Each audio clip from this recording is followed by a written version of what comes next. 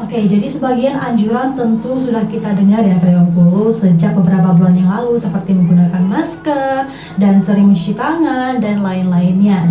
Nah, namun ada beberapa hal yang perlu kamu perhatikan saat menjalani new normal atau kehidupan baru di tengah pandemi COVID-19 ini ya Kak Yongkulu.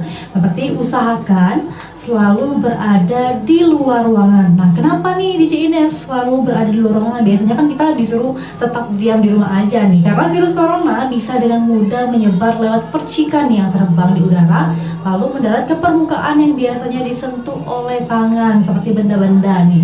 Jadi aktivitas di luar ruangan mencegah penyebaran virus nih, dan tentu dengan menjaga jarak yang aman di luar ruangan. Jalani pola hidup bersih yang akan perlu, yaitu sering mencuci tangan sesering mungkin dan jangan menyentuh wajah. Jadi dua hal ini tampaknya akan menjadi suatu kewajiban saat new normal ya akan perlu ya.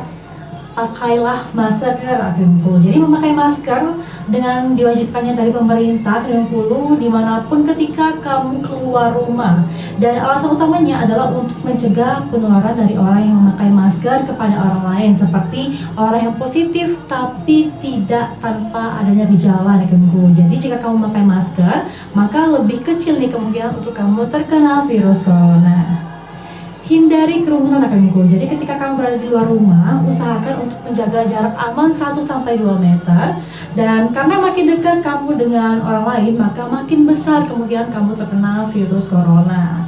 Jadi jangan sembarangan menyentuh benda nih. Jadi jika kamu keluar rumah, hindari menyentuh benda-benda yang berada di tempat umum seperti gagang pintu, eskalator, tombol lift dan lain-lainnya. Karena kamu bisa menggunakannya dengan perantara nih, seperti misalnya tisu dan lain-lainnya. Jadi kalau cara mencegah COVID-19 ini sebenarnya tidak jauh berbeda ya dengan hal apa yang harus kamu perhatikan saat new normal diberlakukan.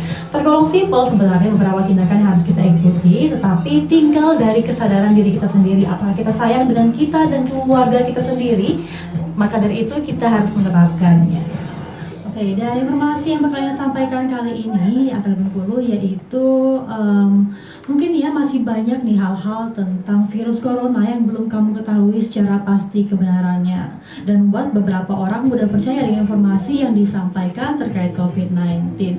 Jadi akan berpuluh, bagaimana sih cara membedakan berita fakta dan hoax yang beredar di media sosial?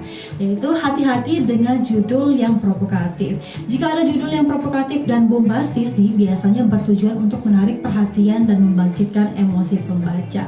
Lihat juga format penulisannya. Jika menggunakan banyak huruf kapital yang berlebih dan tidak sesuai dengan kaidah penulisan berita, bisa jadi berita tersebut tergolong hoax nih. Cermati alamat situs. Jika mungkin tautan yang kamu tuju tidak dapat dibuka, jangan terkecoh nih dengan beberapa situs yang tergolong kredibel. Bisa jadi URL tersebut tidak dapat dibuka dan situsnya juga tidak benar nih, atau menggunakan domain blog. Periksa faktanya akan berpuluh. Jadi saat menerima sebuah berita, cari tahu dulu nih dari mana sumbernya, apakah dari institusi resmi atau bukan. Serta rujuk beritanya di website covid19.go.id. Jadi salah satu situs resmi pemerintah yang bisa dijadikan rujukan berita seputar COVID-19 adalah covid19.go.id.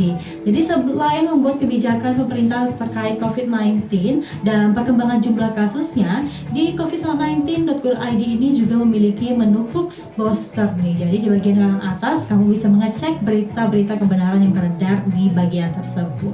Serta cek informasi terpercaya dari Kementerian Kesehatan. Jadi di Kementerian Kesehatan kamu juga bisa jadikan rujukan untuk memeriksa kebenaran berita hoaxnya kan dulu. Nah sekarang kamu bisa membedakan ya, mana berita yang real kebenarannya atau hoax yang sekadar menakut-nakuti ini, atau memang menjatuhkan beberapa pihak. Dengan tindakan seperti yang sudah Ines sebutkan tadi, jadilah masyarakat yang kritis terhadap pemberitaan sehingga kamu tidak mudah terkecoh dengan hoax.